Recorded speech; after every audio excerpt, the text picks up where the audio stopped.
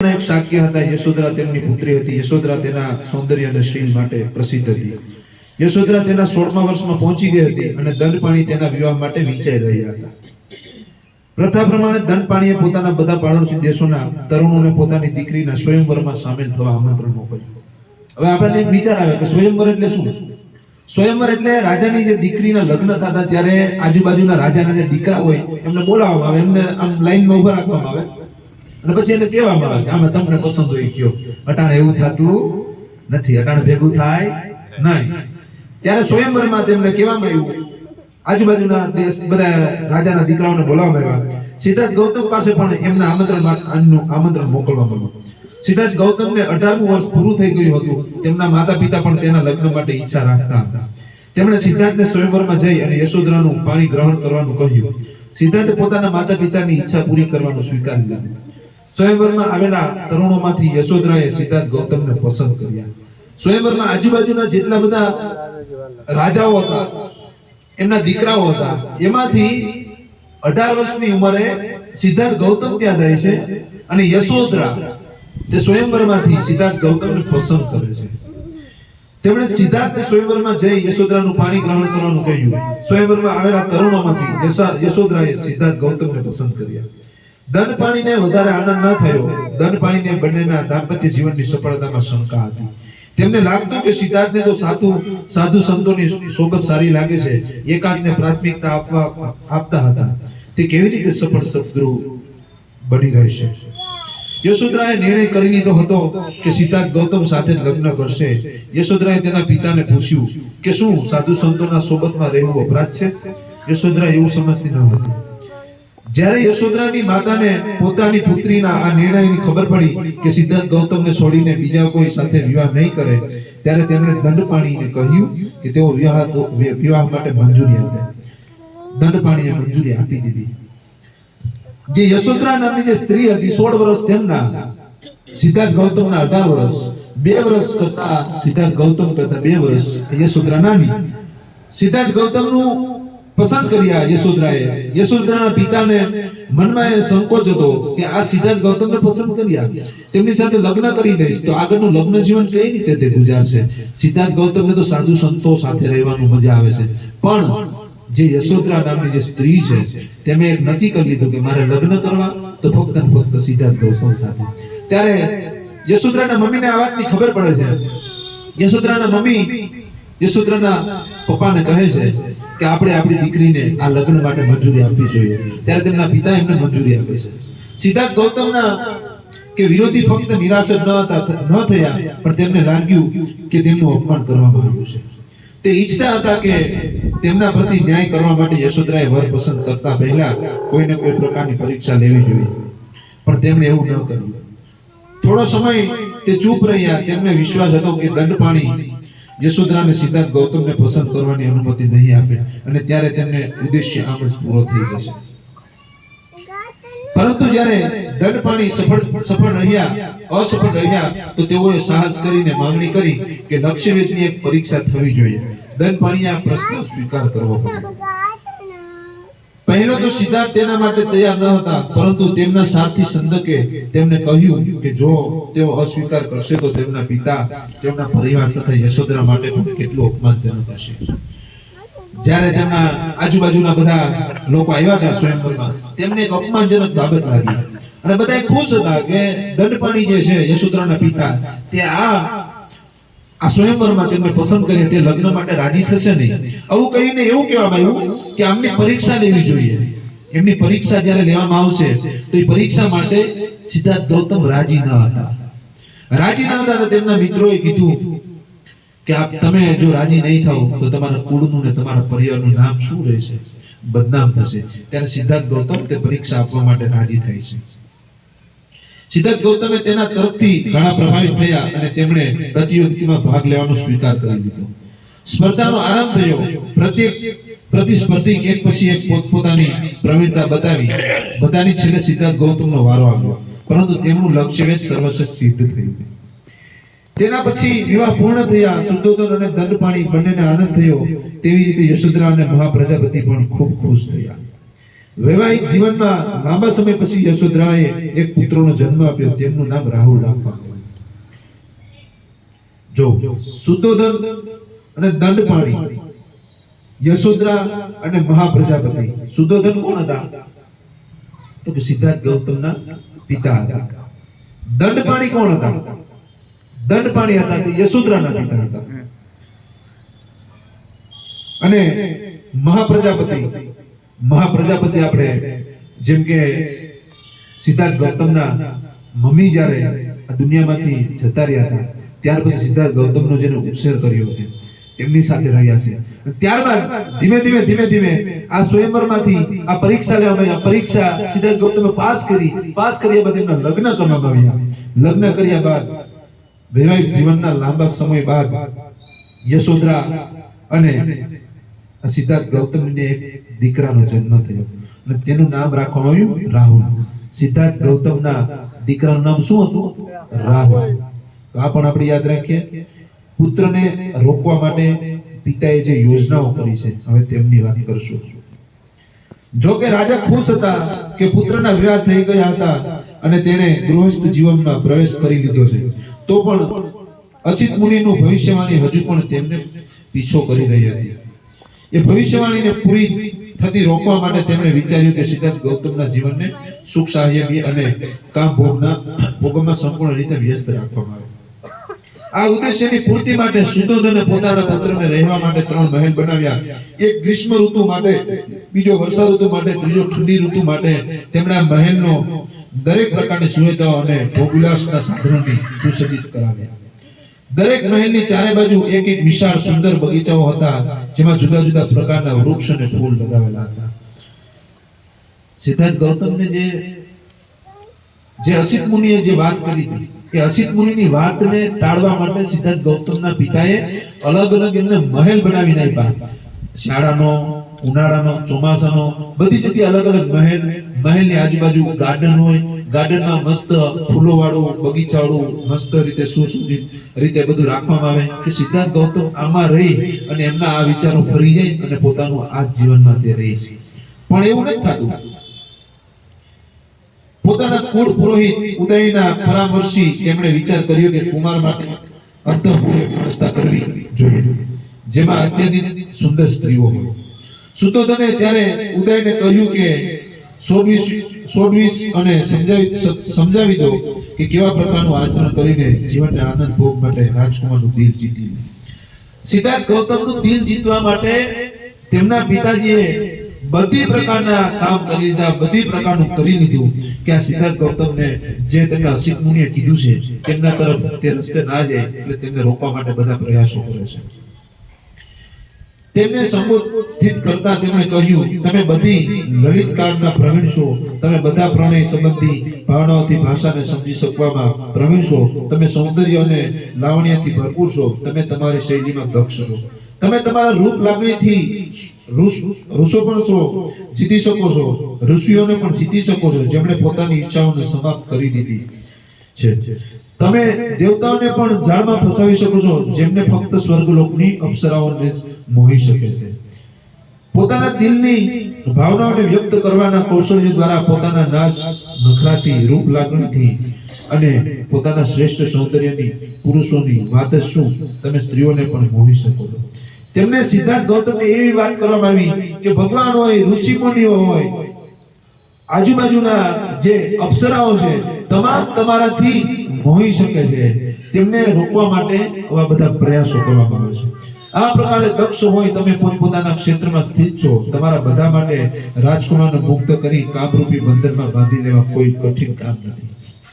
તમારા સંકોચન પૂર્વ કાતર વ્યવહાર નવવધુઓને અનુરૂપ હશે, જે લાશ શરતે આંખો બંધ કરી લેતી હોય છે.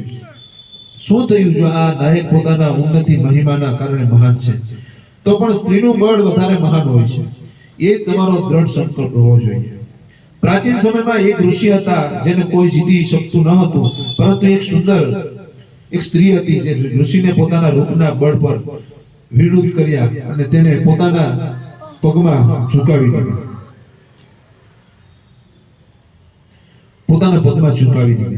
તે રુચિ જોકે ગહન તપશ્ચર્યા લીન હતા તો પણ એક અપ્સરાએ તેમને 10 વર્ષ સુધી જંગલમાં બંદી બનાવી રાખ્યા હતા.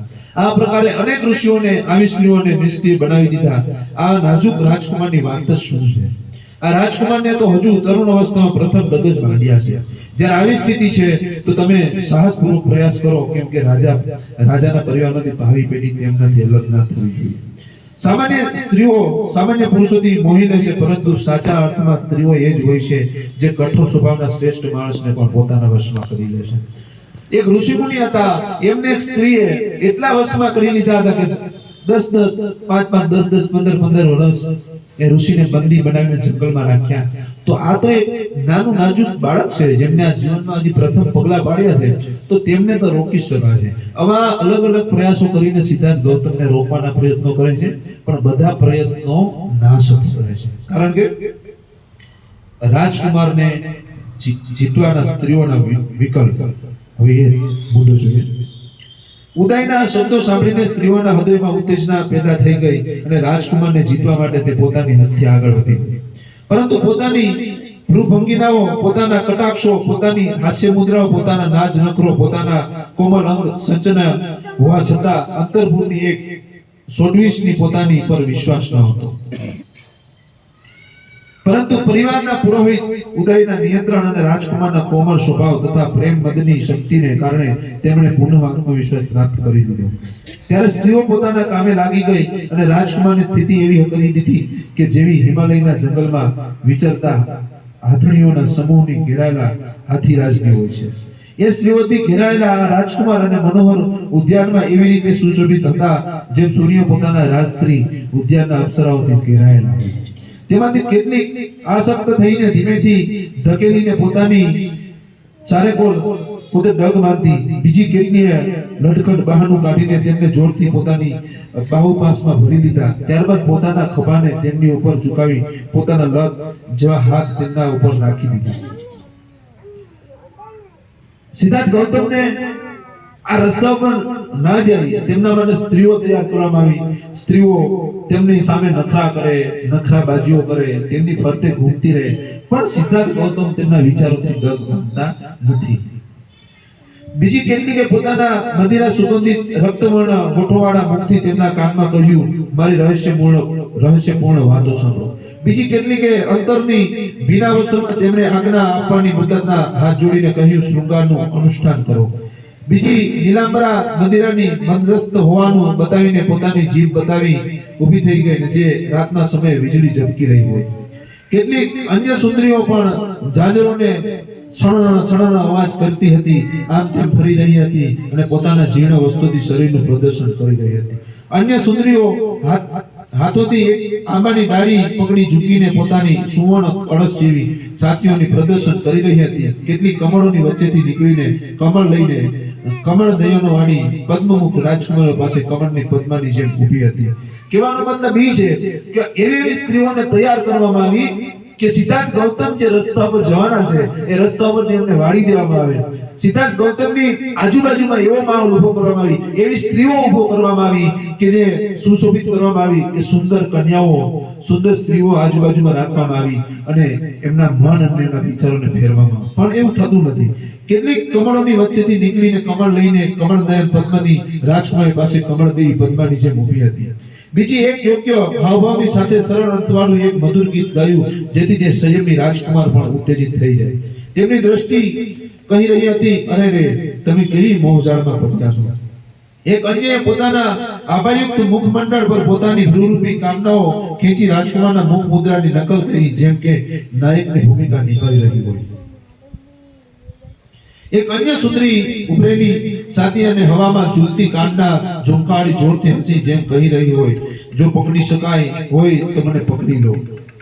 જેવા તેઓ ચાલવા લાગ્યા, બીજીઓએ રાજકુમારને પુષ્પહારથી બાંધી લીધા.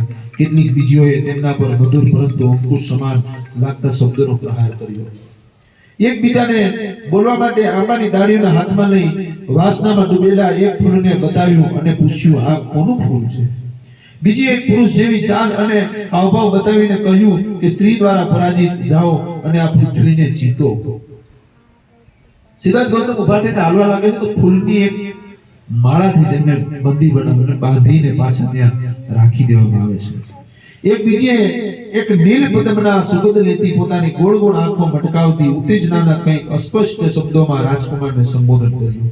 સ્વામી, મધુગંધી પુષ્પોથી ઢંકાયેલા આંબાના ફળને જુઓ, જેના પર કોયલ ગાય છે અને લાગે છે કે જેમ કે તે સુવર્ણ પિંજરામાં કેદ હોય. અહીંયા આવો અને આસોપાલવના વૃક્ષને જુઓ, જે પ્રેમીઓ માટે શોકવર્ધક છે અને ત્યાં મધમાખીઓ એવી રીતે ગુંજરાવ કરે છે કે માનો તે અગ્નિથી દાઝેલી હોય. અહીંયા આવો અને અમરવેલથી લપટાયેલા ચંદ્ર વૃક્ષોને જુઓ, જાણે તે સફેદ વસ્ત્રોમાં કોઈ પુરુષ, કોઈ પીળા વસ્ત્રની સ્ત્રીઓ વીંટળાયેલી હોય. દ્રાક્ષરસની જેમ પ્રકાશમાં પુષ્પિત આ પ્રકારના વૃક્ષોને જુઓ કે એક એવા પ્રકારે ઝૂકેલું છે માનો કે સ્ત્રીઓના નખોની લાલીથી રંગાયેલું હોય. આ ઉભરતા આસોપાલવના છોડને જુઓ, જેની નવી નવી ડાળીઓ તેને ચારે બાજુથી ઢાંકે છે. એવી રીતે ઊભું છે જાણે આપણા હાથમાં સૌંદર્યને જોઈને લજ્જથી ઝૂકી ગયું હોય. આ સરોવર જુઓ, જેના કિનારે શેવાળ ઉગી છે, જાણે સફેદ વસ્ત્રમાં એક સુંદર સ્ત્રી સૂતી હોય. સ્ત્રીઓનું રાજશ્રી સામર્થ્ય જુઓ, પાણીમાં ચકવી આગળ ચાલે છે અને તેનો નર પાછળ ચાલે છે, જાણે તે તેના દાસ હોય. આવો મદમસ્ત કોયલનું સંગીત સાંભળો, જે ગાઈ રહી છે અને બીજી કોયલ અક્ષરશ અનુકરણ કરીને પોતાની સ્વીકૃતિ આપી રહી છે.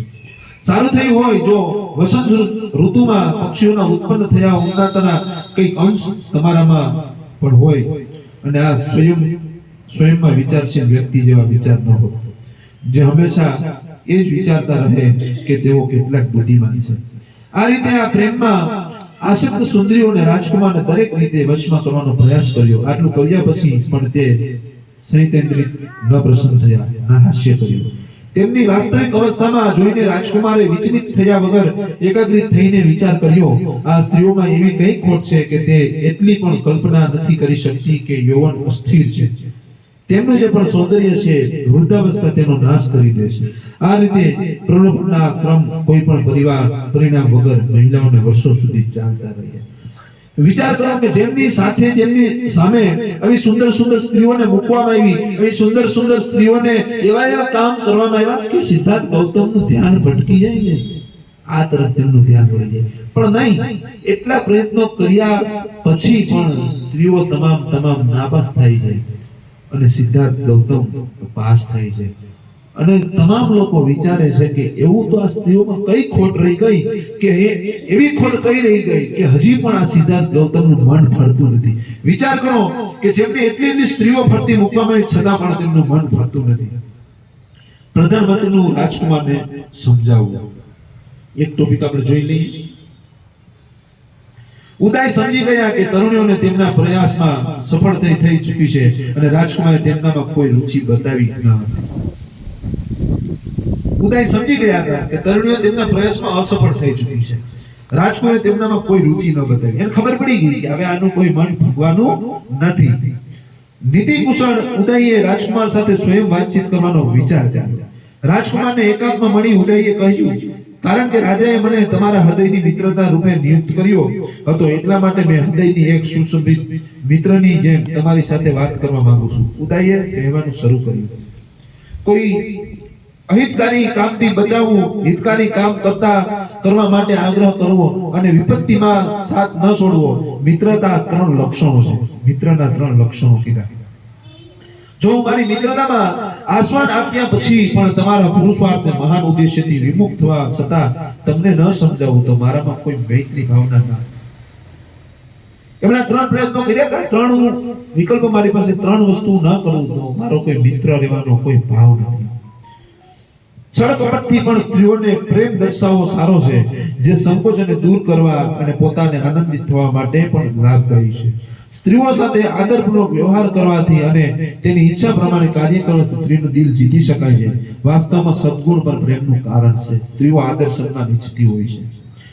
હે વિશાળ નયન રાજકુમાર, જો તમારું મન પણ માનતું હોય તો પણ ઉપરછલ્લી રીતે પોતાના સૌંદર્યને અનુરૂપી શિષ્ટાચારથી તેને પ્રસન્ન કરવાનો પ્રયાસ કરો.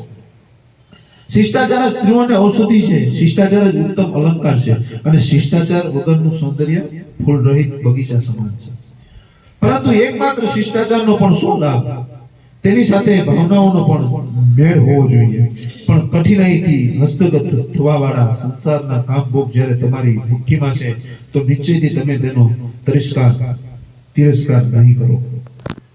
એ જાણીને પણ ભોગ વિલાસ જ બધાની ઉત્તમ લક્ષ્ય છે. પ્રાચીન કાળમાં ઇન્દ્રએ પણ ગૌતમ ઋષિની પત્ની અહલ્યા સાથે પ્રણય અહવાસ કર્યો હતો. એ જ પ્રકારે અગસ્ત્ય ઋષિએ પણ સોમભર્યા રોહિણીની સાથે રમણ કર્યું અને જેમ કે ઋતિ બતાવે કે લોક મુદ્રાની સાથે પણ આમ જ થયેલું. ઉતથ્ય પત્ની અને મરુતની પુત્રી મમતાની સાથે ઋષિ બૃહસ્પતિએ સંભોગ કરેલ અને ભારદ્વાજે જન્મ આપ્યો. અર્ધ્ય અર્પણ કરતી બૃહસ્પતિ પત્નીની ચંદ્રમાએ ગ્રહણ કરી અને બુધને જન્મ આપ્યો. એ જ પ્રમાણે પુરાતન સમયમાં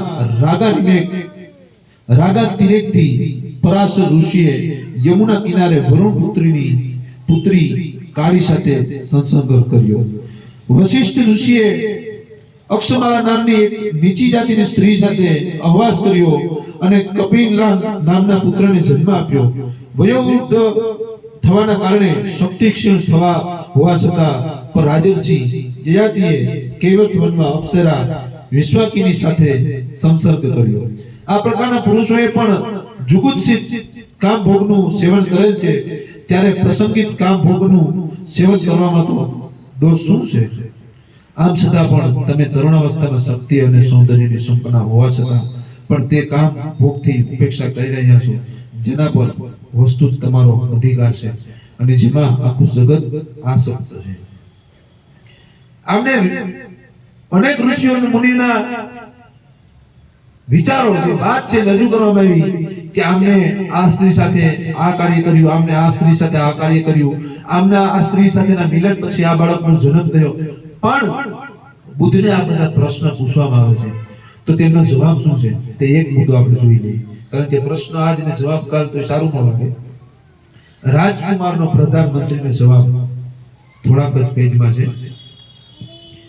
પવિત્ર પરંપરાથી સમર્પિત આ નિરર્થક વચનોને સાંભળીને મેઘગર્જન જેવા અવાજમાં રાજકુમારે જવાબ આપ્યો, તમારી સ્નેહશીલથી ભાષા તમારો યોગ્ય છે, પરંતુ હું સ્વીકાર કરાવી દઈશ કે તમે મને ખોટો સમજી રહ્યા છો.